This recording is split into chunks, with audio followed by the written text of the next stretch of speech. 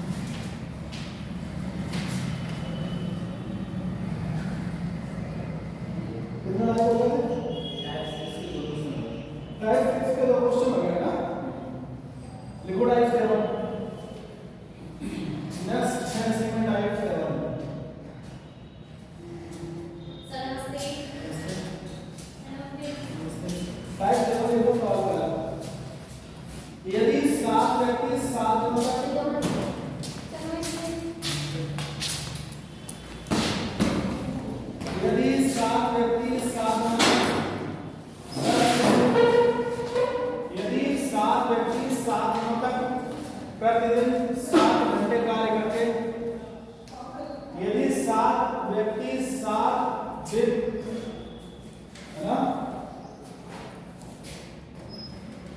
प्रतिदिन 7 घंटे कार्य करते हुए कार्य की 7 यूनिटें करते हैं, कार्य की 7 यूनिटें करते हैं।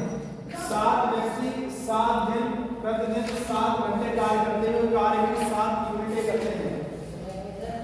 यस, कार्य की कितनी यूनिटें करते हैं? 7 यूनिटें, है ना। कार्य की 7 यूनिटें करते हैं तो 5 व्यक्ति 5 दिन तक, तो 5 व्यक्ति 5 दिन तक 5 घंटे प्रतिदिन कार्य करते हुए, तो 5 व्यक्ति 5 दिन तक 5 घंटे प्रतिदिन कार्य करते हुए काम की कितनी यूनिटें करेंगे? टाइप 7 और 7 का सवाल नंबर पहला है। 7 व्यक्ति 7 दिन तक 7 घंटे कार्य करते हुए 7 यूनिट काम कर रहे हैं, तो 5 व्यक्ति 5 दिन 5 घंटे काम करते हुए कितनी यूनिटों का काम करेंगे?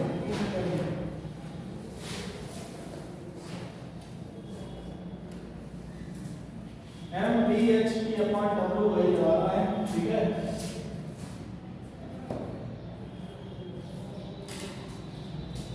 7 व्यक्ति 7 दिन 7 घंटे काम कर रहे हैं, तो 7 यूनिट का काम कर पाते हैं। कितना यूनिट का?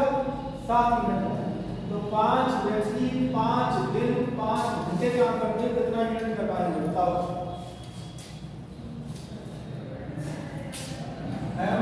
MBHP/W। M का मतलब 7 व्यक्ति होकर 7 दिन काम कर रहे हैं, है ना, और कितने घंटे काम कर रहे हैं? 7 घंटे। तो कितना यूनिट कर पा रहे हैं? 7 यूनिट कर पा रहे हैं। अगर 5 व्यक्ति 5 दिन और 5 घंटे काम करें तो कितना यूनिट करेंगे? यानी W2 पूछ रहा है। ये 7 से 7 कट गया,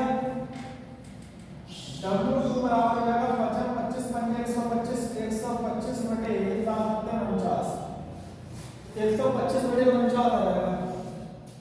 W2 का मान आ जाएगा 125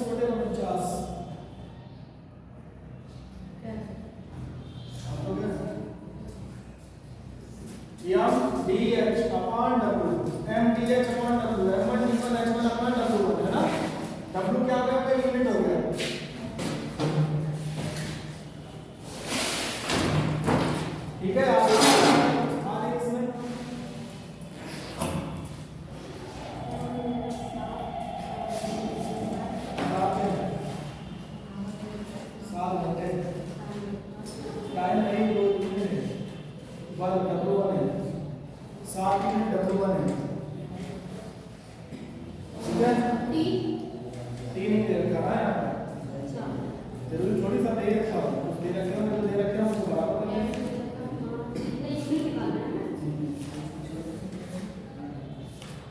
अगला सवाल ले लो।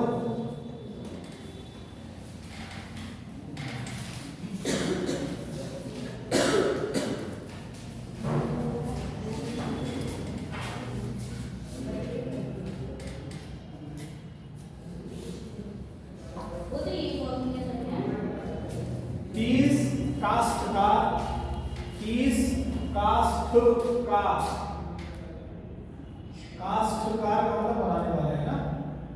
30 काष्ठकार 6 घंटे प्रतिदिन कार्य करके 30 काष्ठकार 6 घंटे प्रतिदिन काम करके 6 घंटे प्रतिदिन काम करके 6 घंटे प्रतिदिन काम करके 750 कुर्सियां 12 दिनों में बना सकते हैं। 750 कुर्सियां 12 दिन में बना सकते हैं। 30 काष्ठकार 6 घंटे प्रतिदिन कार्य करके 30 काष्ठकार 6 घंटे प्रतिदिन कार्य करके 750 कुर्सियां 12 दिनों में बना सकते हैं। 750 कुर्सियां 12 दिनों में बना सकते हैं, ठीक है ना। 24 काष्ठकार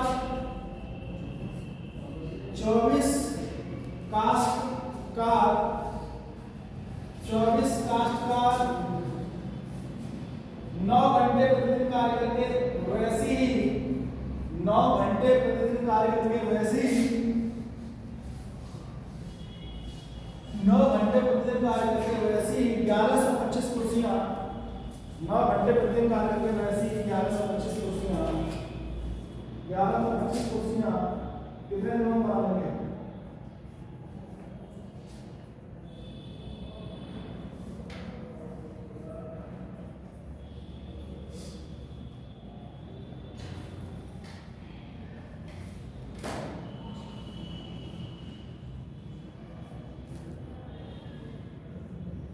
बताओ 1125 कुर्सियां कितने दिनों में बना लेंगे?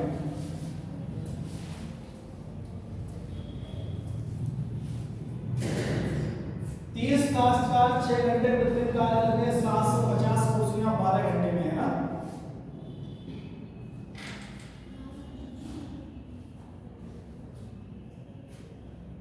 बारह घंटे 12 दिन करना उसको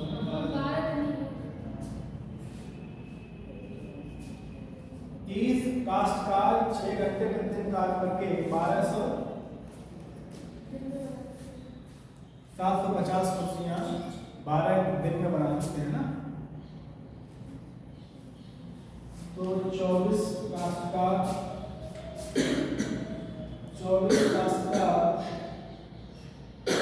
9 घंटे प्रतिदिन कार्य करके वैसे ही 1125 कुर्सियां कितने दिन में बनाएंगे?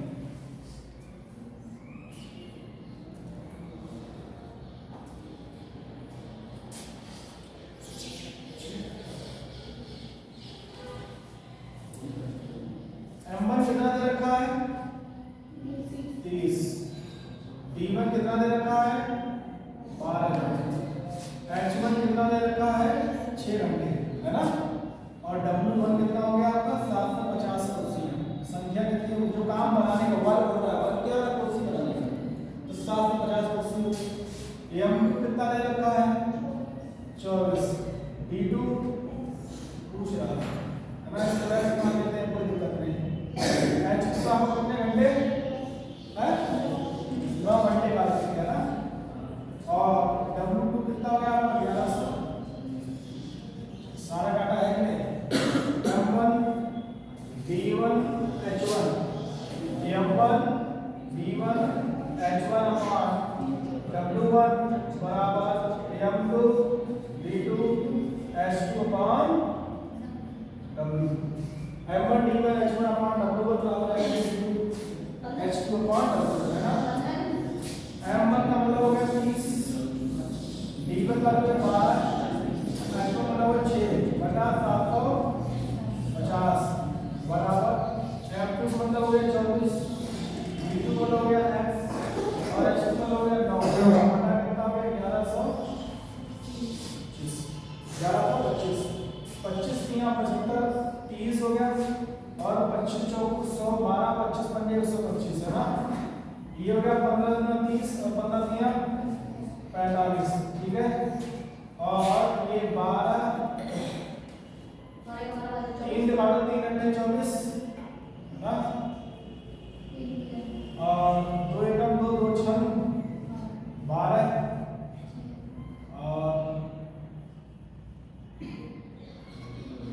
2 तिया 6 2 चौकी 8 और 2 तिया 6 और 2 दुना 4 ठीक है। x बराबर कितना आ गया 3 का 3 3 तिया 9 तो 3 से 3 कट गया ये और 2 का 2 2 से कटा 15 x बराबर कितना आ गया 15 कितना दिन आ गया 15 दिन।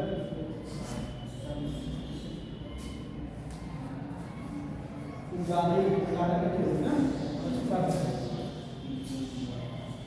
ज्यादा ऐसा सीधा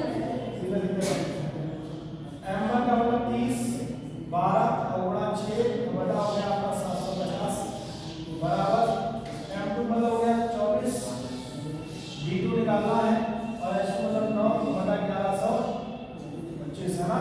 12 एकम 12 और 12 गुना 24 है ना। और ये आपका 9 गुना 18 हो गया और 6 कम 6 6 तिया 3 बार कटेगा। अरे 9 गुना 18 और 6 से काटो 18 तो 6 तिया 3 बार कट जाएगा और 3 एकम 3 और 3 9 30 ठीक है। एक 0 से 0 बढ़ गया। अब ये 75 से काटो तो 3 बार कटा 25 तिया 75 और 25 चौको 100 और 25 पंजे 125 3 एकम 3 3 पंद्रियम 45 ये 15 तिया 45 होता 3 से 15 होता x बराबर कितना आ गया 15 यानी कितने दिन हो गए 15 दिन। 24 कास्ट का 15 दिन काम करते हुए 1125 कुर्सी बनाते हैं यदि वो 9 घंटे प्रतिदिन कार्य कर रहे हैं। यदि वो 9 घंटे प्रतिदिन कार्य कर रहे हैं तो 1125 कुर्सियां बनाएंगे। तो कितने दिन काम करना पड़ेगा उनको 15 दिन तक काम करना पड़ेगा ठीक है।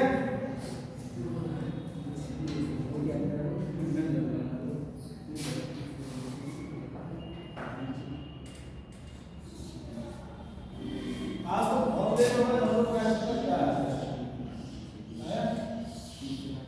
टाइम टेबल चाहिए नहीं क्या आपको अगर हमने देखे दिया कि लोग डेट आगे तक मिल जाएगा। हमारी भी तो हमने कितनी हमारी क्लास में तो है हम लिख के भेज देंगे क्या करेंगे कि बच्चे आते ही नहीं हमारी क्लास में तो क्या हमें तो ऐसे अटेंडेंस कहाँ रहेगा।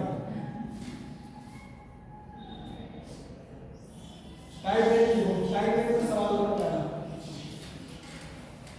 18 व्यक्ति 6 घंटे प्रतिदिन कार्य करके 18 व्यक्ति 6 घंटे प्रतिदिन कार्य करके एक सभा भवन को 18 व्यक्ति 6 घंटे प्रतिदिन कार्य करके 18 व्यक्ति 6 घंटे प्रतिदिन कार्य करके एक सभा भवन को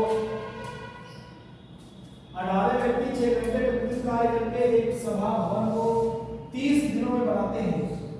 एक सभा भवन को 30 दिनों में बनाते हैं है ना। 18 व्यक्ति 6 घंटे प्रतिदिन कार्य करके एक सभा भवन को 30 दिनों में बनाते हैं। इसके 16 गुना बड़े सभा भवन को इसके 16 गुना बड़े सभा भवन को 16 गुना बड़े सभा भवन को 6 घंटे प्रतिदिन कार्य करते हुए 16 गुना बड़े सभा भवन को 6 घंटे प्रतिदिन कार्य करते हुए 6 घंटे प्रतिदिन कार्य करते हुए 27 दिनों में बनाने के लिए 27 दिनों में बनाने के लिए कितने व्यक्तियों की आवश्यकता होगी। 27 दिनों में बनाने के लिए कितने व्यक्तियों की आवश्यकता होगी। अगर 27 दिनों में इसको बनाना चाहते हैं तो आलोचना कितने व्यक्तियों की आवश्यकता होगी। 27 दिनों में बनाने के लिए कितने व्यक्तियों की आवश्यकता होगी।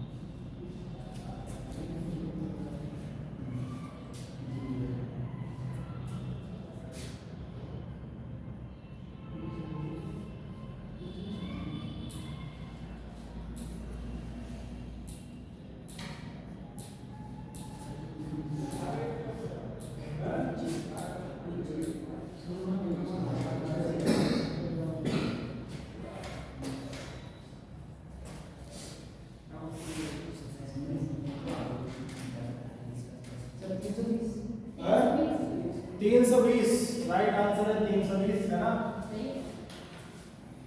सवाल में कह रहा है कि 18 व्यक्ति 6 घंटे प्रतिदिन कार्य करते हुए, है ना, 30 दिनों में।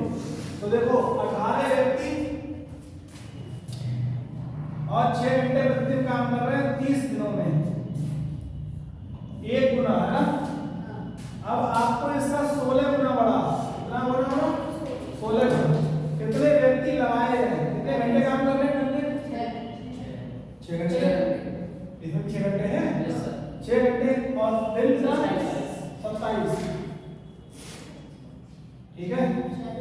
जो 6 से आपका ये 6 बढ़ गया और 9 गुना 18 और 9 तीन 27 और 3 का 3 3 ढाई 16 गुना 32 जीरो x बराबर 320 आ जाएगा। x बराबर 320 का आंसर आ जाएगा, है ना। समझ गए? कोई दिक्कत?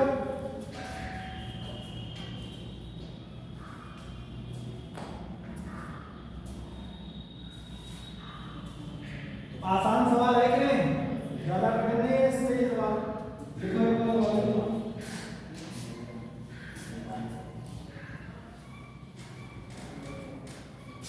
आपको समझ आ रहा है? इसका मतलब नहीं आ रहा। जिस तरह से आपने कहा आपको रहा है, समझ नहीं आ रहा। हाँ, दिक्कत कहाँ हो रही है बताइए? सर ये समझ नहीं पा रहे हैं इधर वाला। काटने में दिक्कत हो रही है या फिर करने में दिक्कत हो रही है? वैल्यू करने में तो कोई दिक्कत नहीं है, सीधे सीधे फार्मूला दे रहा है। m व्यक्तियों की संख्या हुई, d दिनों की संख्या हुई, h घंटों की संख्या हुई और w मतलब क्या कार्य किया गया, कितना कार्य किया। इसमें तो कोई दिक्कत नहीं होनी चाहिए। नहीं सर इसमें नहीं। काटने में दिक्कत होगी तो सिंपलीफिकेशन में आता है, वो बेसिक चीजें हैं, वो तो आपको खुद से करना पड़ेगा प्रयास, ठीक है। भाई काटने का मतलब ये है कि अब जैसे हमने यहाँ पर 6 से काटा, 6 से 6 को जब पकड़े तो बराबर नहीं, तो बराबर संख्या बन जाती है ना। और इसको हमने 9 गुना 18 9 गुना 27 9 से दोनों संख्या कट जाए, फिर 3 से जब काटो 3 में 30 और ये जब 16 नीचे बटे में जाएगा तो बड़ा हो जाएगा, 16 बटा 32 16 गुना 32 और 32 गुना 10 320 राइट आंसर है। इस तरह थोड़ा करते हैं, थोड़ा कोशिश करिए, घर पे प्रयास करिए, सवाल लगाइए। लिखो अगला सवाल। 15 आदमी 8 घंटे प्रतिदिन काम करके किसी कार्य को 15 आदमी 8 घंटे प्रतिदिन काम करके 15 आदमी 8 घंटे प्रतिदिन काम करके किसी कार्य को 15 आदमी 8 घंटे प्रतिदिन काम करके किसी कार्य को किस दिन में पूरा करते हैं? 15 आदमी 8 घंटे प्रतिदिन कार्य करके किसी काम को 15 आदमी 8 घंटे प्रतिदिन कार्य करके किसी कार्य को 15 आदमी 8 घंटे प्रतिदिन काम करके किसी कार्य को 21 दिन में पूरा करते हैं, है ना। 21 दिन में पूरा करते हैं। 14 आदमी उससे 1.5 गुने कार्य को 14 आदमी उससे 1.5 गुने कार्य को 14 आदमी उससे 1.5 गुने कार्य को 6 घंटे प्रतिदिन काम करके 14 आदमी उससे 1.5 गुने कार्य को 6 घंटे प्रतिदिन काम करके 14 आदमी उससे 1.5 गुने कार्य को 6 घंटे प्रतिदिन काम करके पूरा करने में कितने दिन लेंगे? पूरा करने में कितने दिन लेंगे बताओ भाई।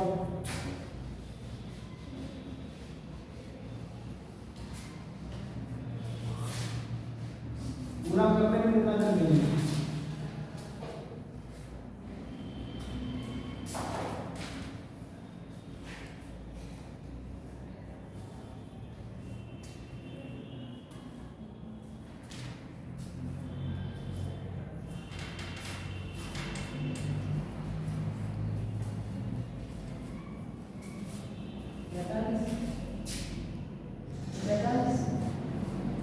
देखो 15 आदमी कितने और 18 घंटे काम कर रहे हैं, है ना। 8 घंटे कितने घंटे? 8 घंटे काम कर रहे हैं, कितने दिन तक कर रहे हैं? 21 दिन तक काम कर रहे हैं। डी में 21 हो गया और W1 1 गुना हो गया, 1 गुना कार्य कर रहे हैं, कितना कर रहे हैं? 1 गुना। लेकिन अब व्यक्तियों की संख्या कितनी हो रही है? 14 14 व्यक्ति हो जाए और दिन पूछ रहा है और घंटे कितना दे रहा है, कितने घंटे कार्य करते हैं, 6 घंटे कार्य कर रहे हैं और कितने गुना कार्य कर रहे हैं, 1.5 गुना। तो पहले एक काम हुआ, अब इसका 1.5 गुना, मतलब 1 से 1/2 हो जाता है, 3/2 भी हो सकता है, इसको हम 3/2 भी लिख सकते हैं। सीधे mdh अपॉन w फॉर्मूला बन जाएगा mdh अपॉन, भाई m भी दे रखा, d दे रखा, h दे रखा, w दे रखा, तीन तीनों को लेके फॉर्मूला नहीं बनाना, m/d1h1 अपॉन w पर बराबर m1 d1h1 अपॉन w1 बराबर d2h2 अपॉन w, है ना। m हो गया आपका 15, 21 8 बटे 1 गुना बराबर 14 x इंटू 6 और बटा हो गया 3/2, 3/2 हो गया।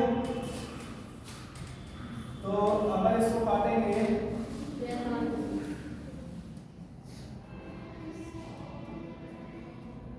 7 से काटो, 7 तिया 7 गुना 14 है ना, और 2 एकम 2 चौके 8, ये 4 तिया 12, 6 एकम 6 और 6 गुना 2 आ गया, है ना। इनका बड़ा बनाओ, 4 तिया 12, 6 से काटो 12 बार कटेगा, ठीक है। अब ये जो संख्या ये कितना है x, ये 3/2 है, ये 2/3 हो जाएगा, कितना आ जाएगा 2/3, ये 2 से 2 कट जाएगा और जो संख्या 3 बटे में जाएगा तो गुणा 15 तिया x बराबर 45 है। बोलो समझ में आया था नहीं? इसका कितना आ गया 45 दिन। तो 45 दिन तक को काम करना पड़ेगा। अगर व्यक्तियों की संख्या घटा दी जाए, घटाकर 14 कर दी जाए और 6 घंटे से काम किया जाए।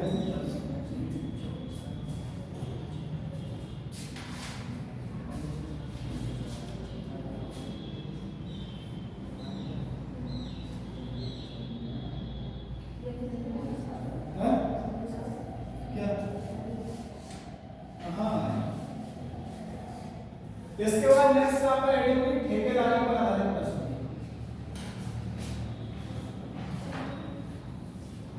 अब हम लोग ठेकेदारी वाले प्रश्न करेंगे,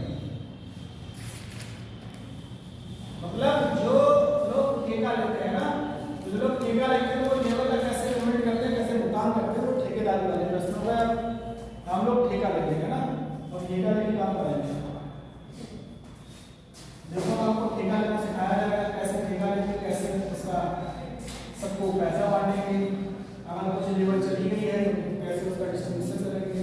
देखो टाइप फर्स्ट सवाल नंबर पहला, इसी में टाइप फर्स्ट ठेकेदारी का मैनेजमेंट टाइप फर्स्ट और सवाल नंबर पहला। एक अनुबंध को 92 दिनों में पूरा किया जाना है। एक अनुबंध को 92 दिनों में पूरा किया जाना है। एक अनुबंध को 92 दिनों में पूरा किया जाना है। बराबर कार्य क्षमता वाले, एक अनुबंध को 92 दिनों में पूरा किया जाना है। बराबर कार्य क्षमता वाले 260 व्यक्तियों को काम पर लगाया गया। बराबर कार्य क्षमता वाले 260 व्यक्तियों को काम पर लगाया गया। बराबर कार्य क्षमता वाले 260 व्यक्तियों को काम पर लगाया गया, ठीक है। जिसमें प्रत्येक प्रतिदिन 16 घंटे काम करता है। जिसमें प्रत्येक प्रतिदिन 16 घंटे काम करता है ना। एक अनुबंध को 92 दिनों में पूरा किया जाना है। बराबर कार्य क्षमता वाले 260 व्यक्तियों को काम पर लगाया जाता है ना, लगाया गया। जिसमें प्रत्येक प्रतिदिन 16 घंटे काम करता है। 66 दिनों के बाद यह पाया गया 66 दिनों के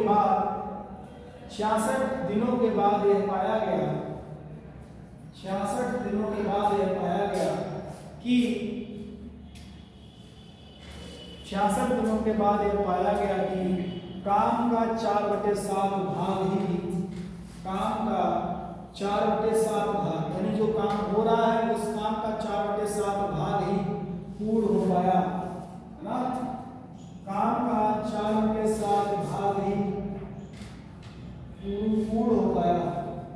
पहले से ही काम कर रहे व्यक्तियों की समान कार्य क्षमता वाले, पहले से ही काम कर रहे व्यक्तियों की, पहले से ही काम कर रहे व्यक्तियों की, पहले से ही काम कर रहे व्यक्तियों की समान कार्य क्षमता वाले, समान कार्य क्षमता वाले कितने अतिरिक्त व्यक्तियों को तैनात किया जाए, समान कार्य क्षमता वाले कितने अतिरिक्त व्यक्तियों को तैनात किया जाए, है ना। समान कार्य क्षमता वाले कितने अतिरिक्त व्यक्तियों को तैनात किया जाए ताकि काम समय पर पूरा हो जाए, ताकि काम समय पर पूरा हो जाए, ताकि काम समय पर पूरा हो जाए। यदि अब प्रत्येक व्यक्ति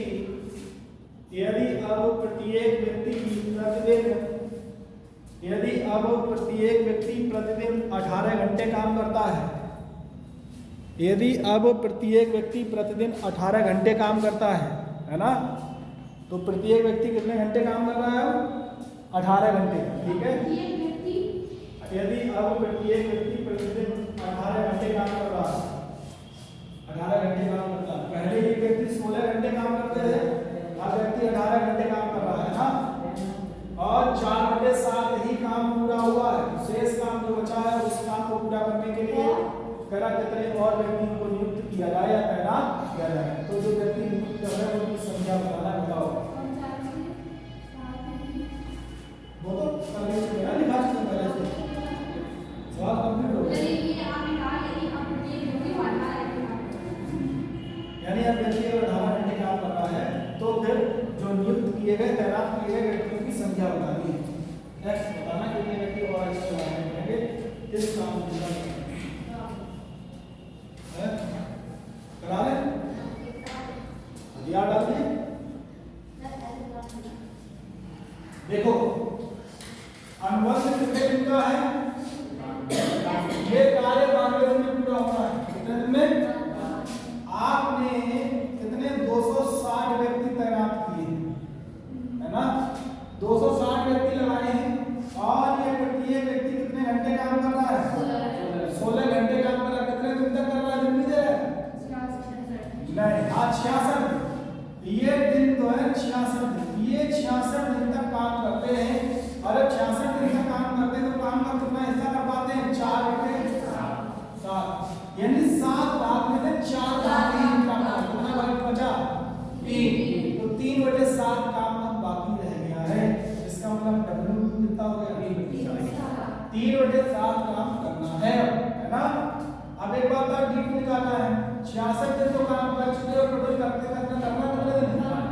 92, तो 92 माइनस 66 कर दो, कितना आ गया? 6 बचा, और 8 26, कितने दिन बचे? 26 दिन बचे है ना, 26 दिन और अभी काम करना बाकी है। और यहाँ पर अब जो काम होगा वो 18 घंटे होगा। कितने घंटे?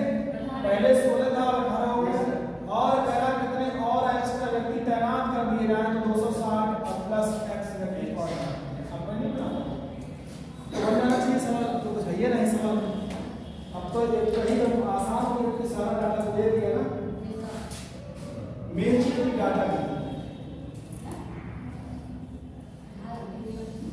सवाल में सारा डाटा क्लियर है। अब तो आपको उत्तर बताइए बता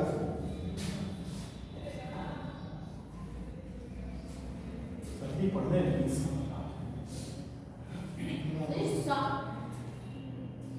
क्या हुआ दिक्कत? समस्या है क्या?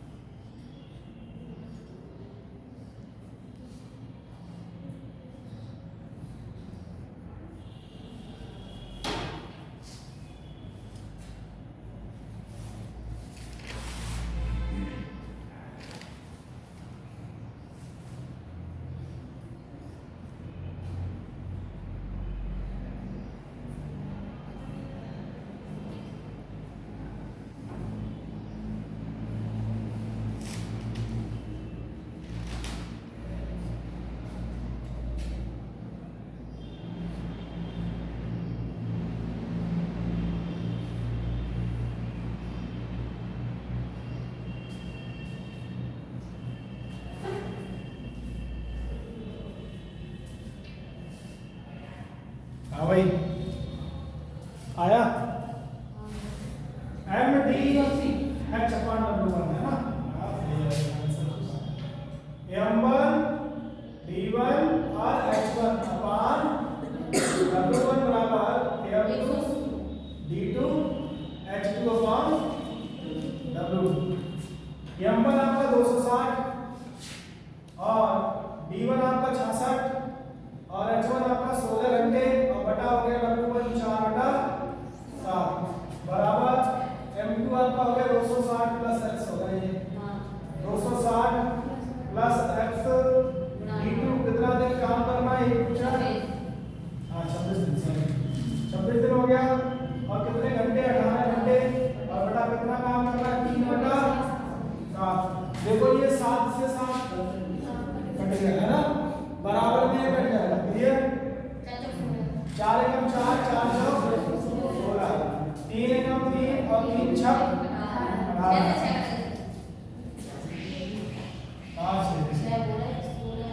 6 एकम 6 और 6 एकम 6 6 एकम 11 बार करा है ना और ये 26 एकम 26 और 26 एकम 26 10 आ गया। ये कितना हो गया आपका 11 चौक 44 440 हो गया 440 बराबर 260 और प्लस x यहाँ से x निकालना तो 440 माइनस का 260 ये 0 आ गया 14 14 में से 6 का 8 3 में से हो गया 180 का आंसर रहता है ना। तो कहने का मतलब ये कि इस कार्य को अगर हम समय से पूरा करवाना चाहते हैं तो हमको 180 व्यक्ति और नियुक्त करने होंगे जिससे ये काम हमारा सही टाइम पर पूरा 92 दिनों में पूरा हो पाएगा। तो अनुबंध हमारा है 92 दिन का तो 92 दिन में काम कैसे पूरा होगा।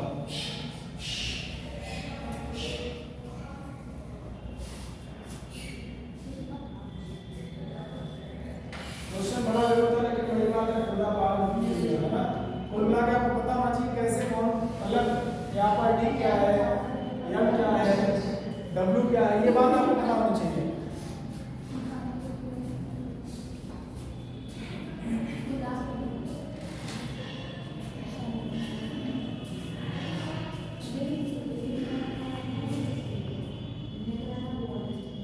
क्या जी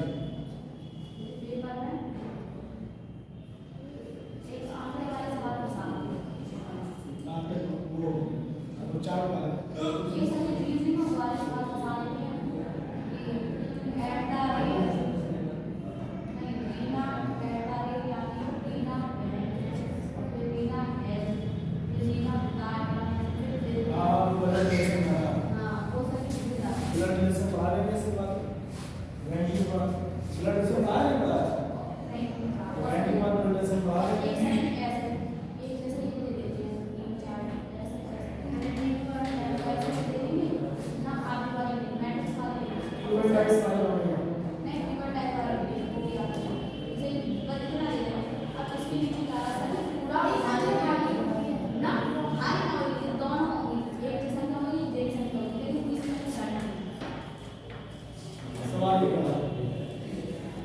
देखो सवाल 15 आदमी 8 घंटे प्रतिदिन काम करके किसी देखो 15 आदमी 8 घंटे काम करके किसी कार्य को 15 आदमी 8 घंटे काम करके 15 आदमी 8 घंटे काम करके किसी कार्य को 21 दिन में पूरा करते हैं।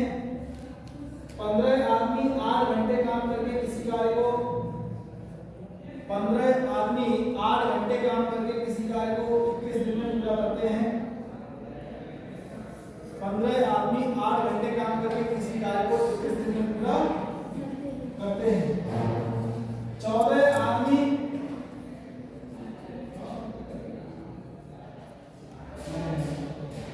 सवाल करते हैं पूरा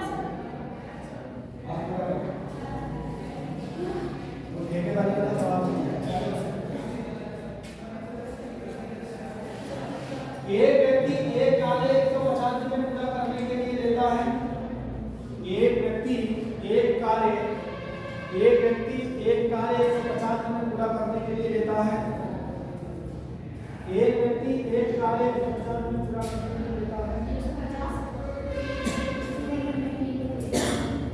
एक व्यक्ति एक कार्य 150 दिन में पूरा करने के लिए देता है, ठीक है। उसमें वह 200 व्यक्ति नियुक्त करता है, उसमें वह 200 व्यक्ति नियुक्त करता है, उसमें वह 200 व्यक्ति नियुक्त करता है। उसे पता चलता है कि 50 दिनों में केवल 1/4 काम पूरा हुआ है। उसमें वह 200 व्यक्ति नियुक्त करता है, उसे पता चलता है कि काम का कुल, उसे पता चलता है कि 50 दिनों में केवल 1/4 काम पूरा हुआ है। उसे पता चलता है कि 50 दिनों में केवल 1/4 काम पूरा हुआ है। उसे पता चलता है कि 50 दिनों में केवल 1/4 काम पूरा हुआ है। तदनुसार वह पूरा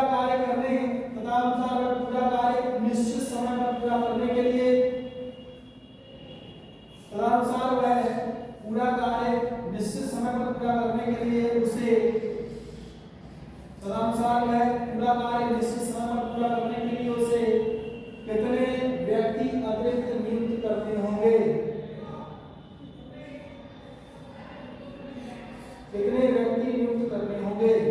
आपको बताना है कि अगर वो सही समय पर एक निश्चित अवधि में, जो टाइम पीरियड 150 दिन का है, अगर वो अपना काम 150 दिन में निपटाना चाहता है तो उसको कितने और व्यक्ति यहाँ पर अपॉइंट करने होंगे, नियुक्त करने होंगे इस काम को पूरा करने के लिए? बताओ।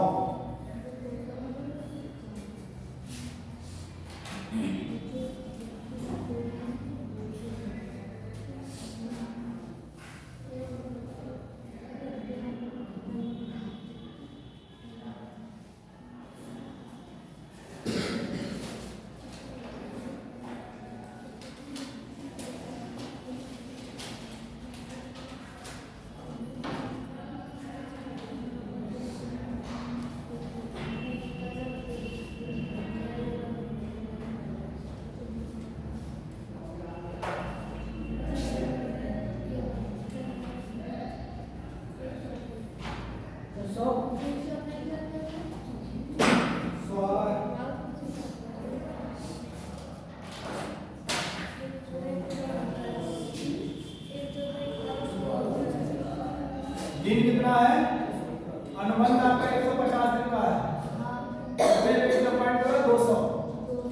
ये 200 को पॉइंट करना कितने दिन का काम हो रहा है? 50 दिन तक काम हो रहा है। 50 दिन नीमन कितना हो गया? 50 नहीं, जवाब 50 नहीं है, 50 है। 50 दिन है।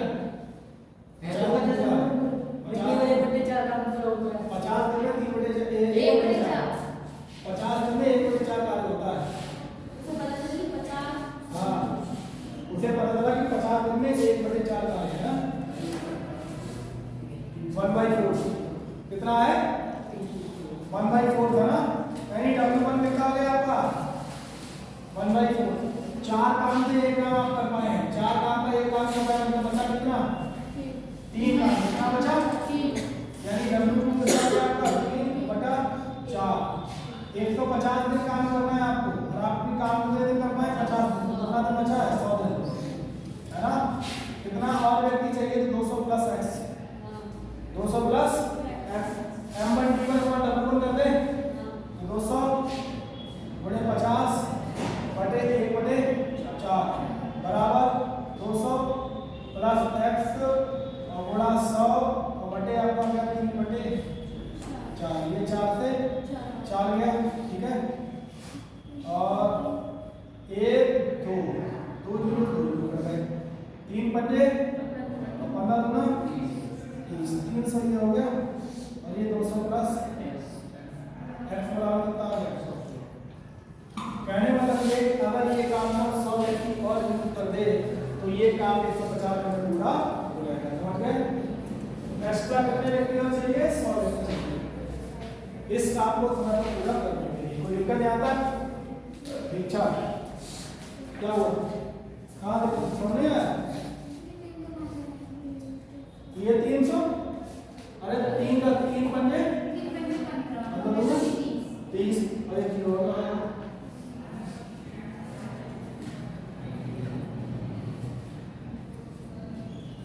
आलो सिटिंग अरेंजमेंट सर्कुलर यानी वृत्तीय क्रम व्यवस्था पर सवाल करते हैं, ठीक है। तो वृत्तीय क्रम व्यवस्था में यहाँ तक कोई दिक्कत आपको हो रही है तो बताओ। सवाल हमने तो आ रहा है ना वृत्तीय क्रम व्यवस्था में।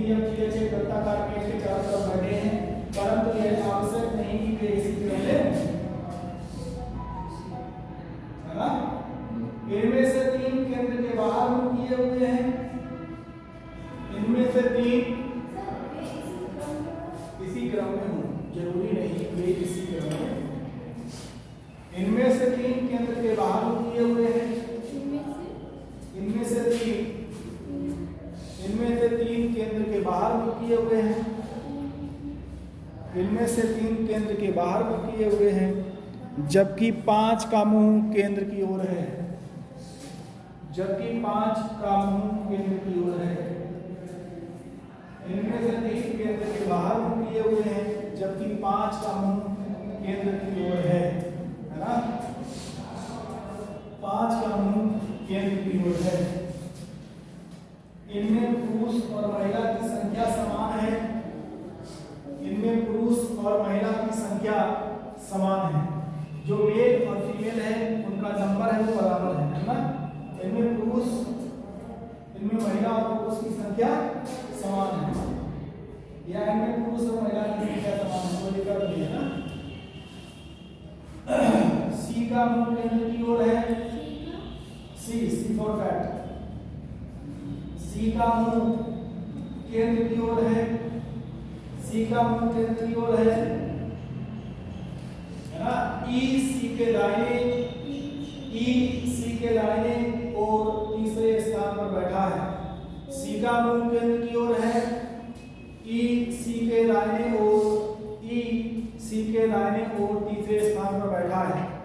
सी का मुंह केंद्र की ओर है, ई सी के दाहिने और तीसरे स्थान पर बैठा है। एफ ई के बाईं ओर तीसरे स्थान पर बैठा है। एफ ई के बाईं ओर तीसरे स्थान पर बैठा है। एफ ई के बाईं ओर तीसरे स्थान पर बैठा है। एफ ई के बाईं ओर तीसरे स्थान पर बैठा है। एफ ई के बाईं ओर तीसरे स्थान पर बैठा है। एफ और बी के बीच में 3 व्यक्ति बैठे हैं। एफ और बी, एफ और बी, एफ और बी के बीच में 3 व्यक्ति बैठे हैं।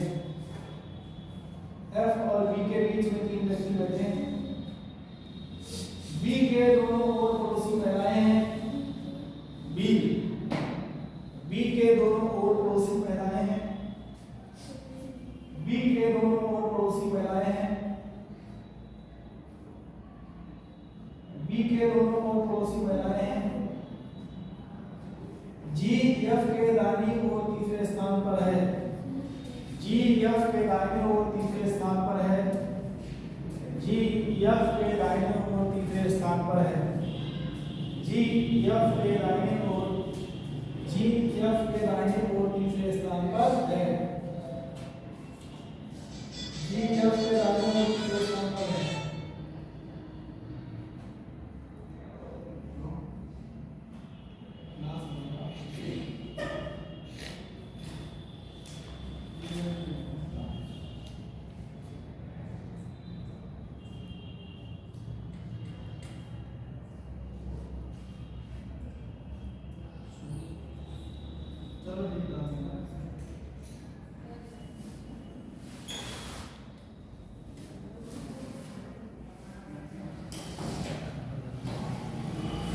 G F के दाहिने और तीसरे स्थान पर है। यहाँ तक हो गया। D A के दाहिने और तीसरे स्थान पर है। D for dog। D A के दाहिने और तीसरे स्थान पर है। D A के दाहिने और तीसरे स्थान पर है। D A के दाहिने और तीसरे स्थान पर है। A E का पड़ोसी नहीं है। A E का पड़ोसी नहीं है। D A के दाहिने और तीसरे स्थान पर है। A E का पड़ोसी नहीं है, है ना? A जो है आपका वो E का पड़ोसी नहीं है। E के निकटतम पड़ोसी पुरुष है। E के निकटतम पड़ोसी पुरुष है। E के निकटतम पड़ोसी पुरुष है तथा वे केंद्र की ओर मुंह किए हुए हैं। E के निकटतम पड़ोसी पुरुष है तथा वे केंद्र की ओर मुंह किए हुए हैं, है ना? केंद्र की ओर मुंह किए हुए हैं। D के निकटतम पड़ोसी महिलाएं हैं। D for dog। D के निकटतम पड़ोसी महिलाएं हैं। D के निकटतम पड़ोसी महिलाएं हैं तथा उनका मुंह केंद्र के बाहर की ओर है। तथा उनका मुंह केंद्र के बाहर की ओर है। D के निकटतम पड़ोसी महिलाएं हैं, है ना? D के निकटतम पड़ोसी महिलाएं तथा उनका मुंह केंद्र के बाहर की ओर है। B के बाएं B for ball। देखो B के बाएं केंद्र की ओर है। केंद्र की ओर B के बाएं तीसरे स्थान पर बैठने वाला पुरुष है। B के बाएं तीसरे स्थान पर बैठने वाला पुरुष है, ठीक है? G के निकटतम पड़ोसियों में से कोई महिला नहीं है। G के निकटतम पड़ोसियों में से कोई महिला नहीं है। क्या हुआ? G के निकटतम पड़ोसियों में से कोई महिला नहीं है। ये सबसे टफ नहीं, जिस सवाल में जितनी ज्यादा भाषा होगी उतना आसान है, याद रखना।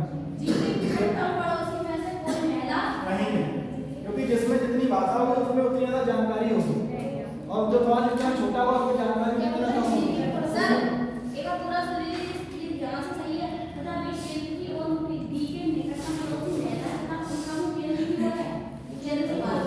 D के निकटतम पड़ोसी महिला था, उनका मुंह केंद्र से बाहर की ओर है, है ना?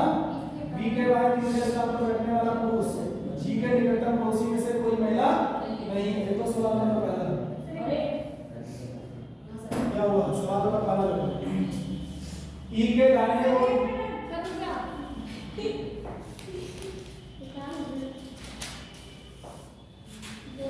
E के दाहिने और दूसरे स्थान पर बैठने वाला E के दाहिने और दूसरे स्थान पर कौन बैठा है? E के दाहिने और दूसरे स्थान पर कौन बैठा है? E के दाहिने और दूसरे स्थान पर कौन बैठा है? E के दाहिने और दूसरे स्थान पर कौन बैठा है? आपको ये बताना है E के दाहिने साइड में दूसरे नंबर पर सेकंड पोजीशन में कौन बैठा हुआ है ना? सवाल नंबर देखो, H और C के बीच में कितने व्यक्ति बैठे हैं? H और C के बीच में कितने व्यक्ति बैठे हैं? H और C के बीच में कितने व्यक्ति बैठे हैं? H और C के बीच में कितने व्यक्ति बैठे हैं? H और C के बीच में कितने व्यक्ति बैठे हैं? जबकि H के बाईं ओर से गिराता है। जबकि H के बाईं ओर से गिरा जाता है। H और C के बीच में कितने व्यक्ति बैठे हैं? जबकि H के बाईं ओर से गिरा जाता है। H के बाईं ओर से जबकि H के बाईं ओर से गिरा जाता है। सवाल नंबर तीसरा देखो, H के सापेक्ष निम्न में से कौन सा कथन सत्य है? 4 कथन दे रहा है। H के सापेक्ष निम्न में से कौन सा कथन सत्य है? बिना बदल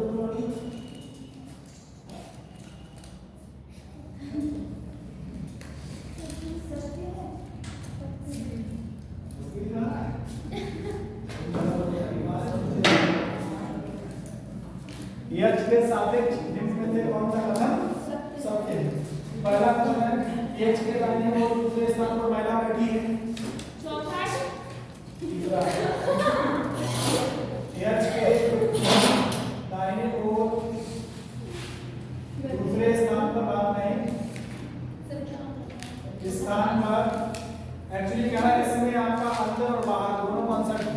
जरा केंद्र की ओर जरा केंद्र से, तो दोनों कॉन्सेप्ट आपको दिमाग में रखते हुए सवाल करना है। समझ गया? दूसरे स्थान पर एच के दाहिने और दूसरे स्थान पर महिला बैठी है। ऑप्शन पहला है ना। ऑप्शन नंबर दूसरा एच का मुख केंद्र की ओर है, एच का मुख केंद्र की ओर है, एच का मुख केंद्र की ओर है। और चौथा सवाल है एच एक पुरुष है। एच क्या है? एच एक पुरुष है। ये आपका चौथा सवाल हो गया है ना।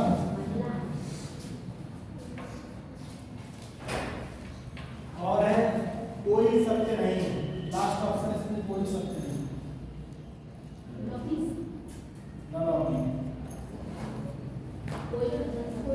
ठीक है, चार ऑप्शन है आपने लिख लीजिए। तीसरे सवाल में चार ऑप्शन और एक और सवाल लिख लो, लास्ट सवाल। लास्ट सवाल लिख लो इसमें।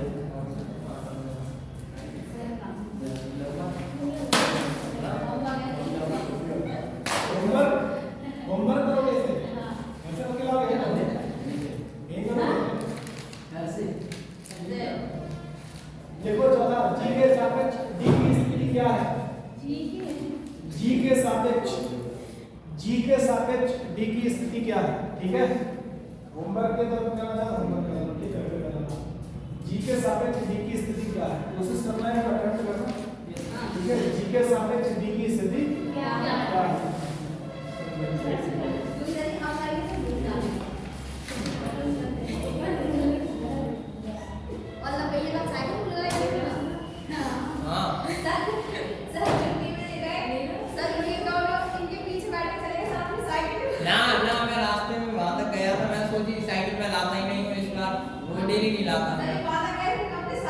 अपने घर ही पहुंच गए, मतलब जी घर पहुंच अब तक नहीं पहुंचा था करेंगे।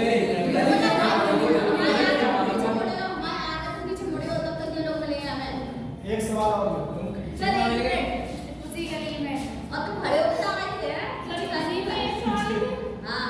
एक सवाल और लिखोगे? क्या तुमने क्लास में नहीं क्या किया? मतलब इस बार अरेंजमेंट करा दें। यदि कहा है बड़ा सवाल है, इस बार अरेंजमेंट स्टार्ट कर दें। चलो इस बार अरेंजमेंट स्टार्ट कर दें ना। सर्कुलर अरेंजमेंट में सवाल करते हैं, इस बार अरेंजमेंट स्टार्ट करते हैं। ठीक है, प्लेस कंप्लीट हो गया, सर्कुलर कंप्लीट हो गया। अब हमारा इस बार अरेंजमेंट चलेगा, है ना। इस बार अरेंजमेंट, ये सवाल होमवर्क में करके लाना। स्क्वायर अरेंजमेंट,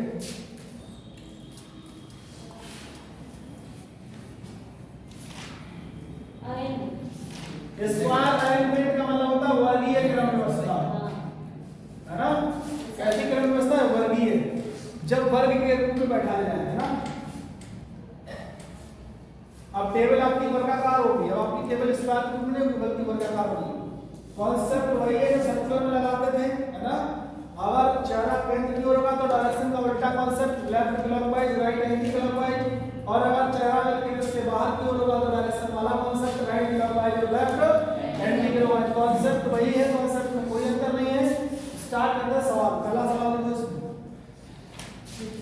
सवाल तो है बहुत सारे, लेकिन मैं ज्यादा नहीं कर रहा हूं,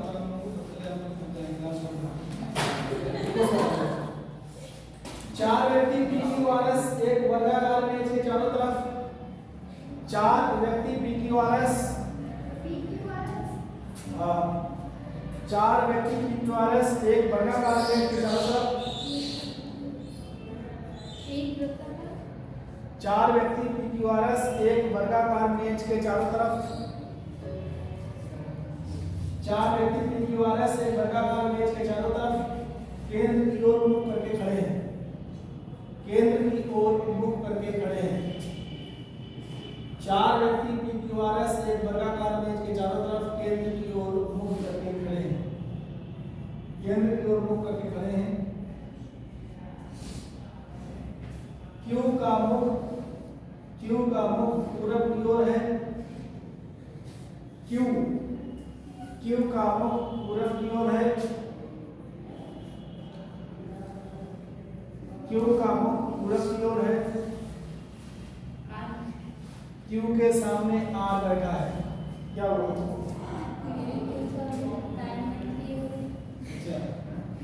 क्यू का मुख पूरब की ओर है, क्यू के सामने आर बैठा है,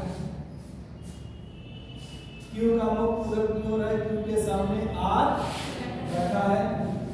आर के बाएं यस बैठा है, आर के बाएं यस बैठा है, आर के बाएं यस बैठा है, तो आर के बाएं यस बैठा है तो पी फॉर पैरट, तो पी का है, पी का मुख किस दिशा में होगा?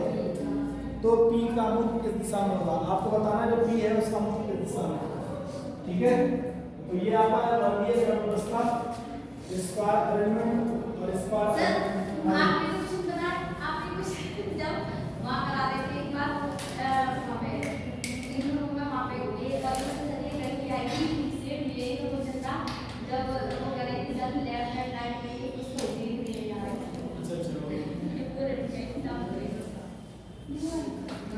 अरे वो आती है मन को सफाई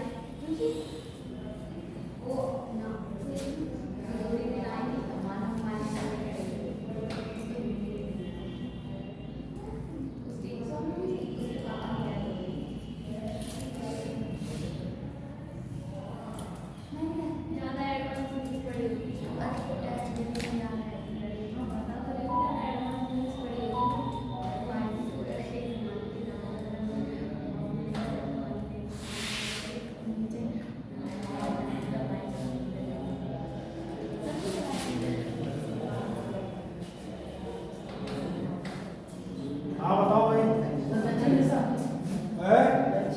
दक्षिण दिशा करेक्ट आंसर है, करेक्ट आंसर दक्षिण दिशा।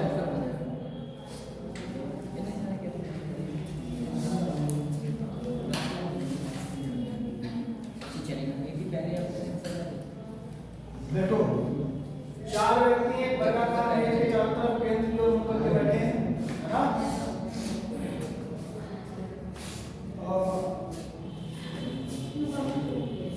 क्यू का मुख पूरब की ओर है, क्यू है उसका मुख पूरब की ओर है, क्यू यहाँ पर डाल दिया जाए और इसका मुख सॉरी सर यार क्यू को आप यहाँ पर डालोगे, क्यू का मुख पूरब की ओर है ना? आपको पता है चार दिशाएं होती हैं, आपकी बात नहीं, चार दिशाएं होती हैं नॉर्थ साउथ ईस्ट और वेस्ट, पूरा मतलब उस तरफ होगा ना। क्यू का मुख पूरब की ओर है तो क्या करा है, क्यू के सामने आर, क्यू के सामने आर का इधर आप बैठा दिया गया है, ठीक है। आर के बाएं एस, आर के बाएं एस, अब चेहरा केंद्र की ओर है तो बायां मतलब क्लॉकवाइज, क्लॉकवाइज तो नीचे आना पड़ेगा ना। आप यहाँ पे आ गए, यहाँ पर आपने एस बैठा दिया, एस के सामने पी बैठा है, पी का सवाल में करा पी का मुख्य दिशा में है, किस दिशा में है? साउथ डायरेक्शन, क्लियर है? आसान है कि नहीं? है ना? बहुत दिनों के बाद मैं इस पे आ पाए, पिछला सवाल तो फंसा दिया, लिखते लिखते थक गए, लिखे ही नहीं लिखे नहीं। अभी ऐसे 3-4 सवाल और थे, मैंने कहा छोड़ो तो पहले बेहोश हो जाओ।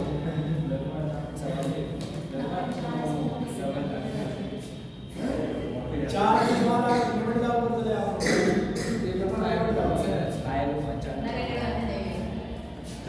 सवाल लिखा होगा ऐसा ना पढ़े रहिए, जो भी गाना है ना पढ़ते पढ़ते दिमाग बोल रहा है, समझ गए? इसलिए पूरे बोल रहे हैं। देखो P Q R S T U 6 व्यक्ति एक आयताकार मेज के चारों तरफ, P Q R S T U 6 व्यक्ति एक आयताकार मेज के चारों तरफ केंद्र की ओर मुख करके बैठे हैं। P Q R S T U 6 व्यक्ति, P Q R S T U 6 व्यक्ति एक आयताकार मेज के चारों तरफ केंद्र की ओर मुख करके बैठे हैं। P Q R S T U एक आयताकार 6 व्यक्ति एक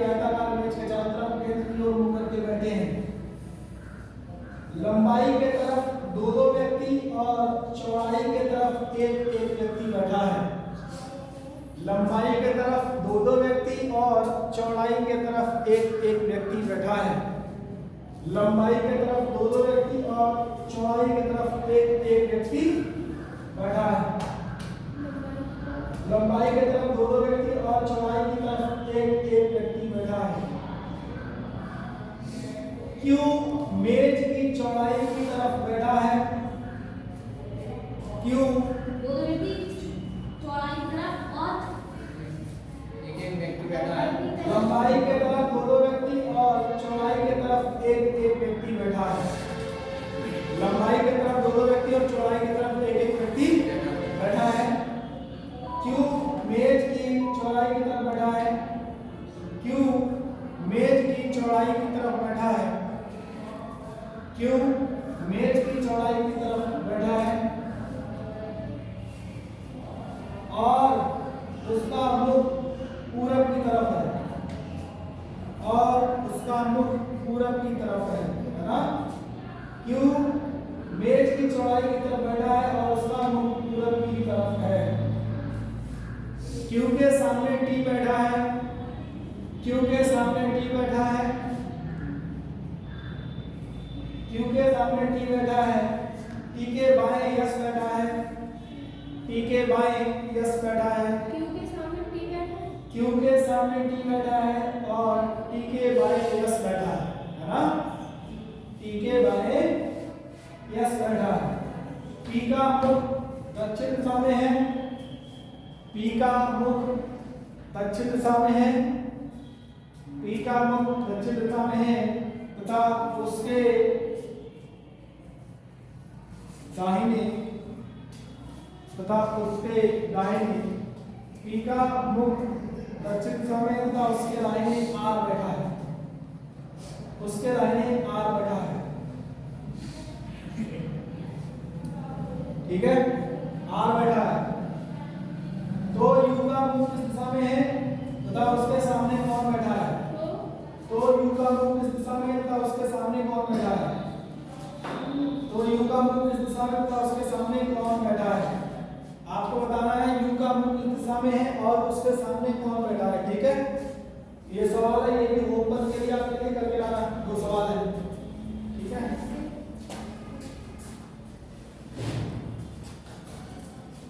ये सवाल भी आपके लिए होमवर्क के लिए करके लाना।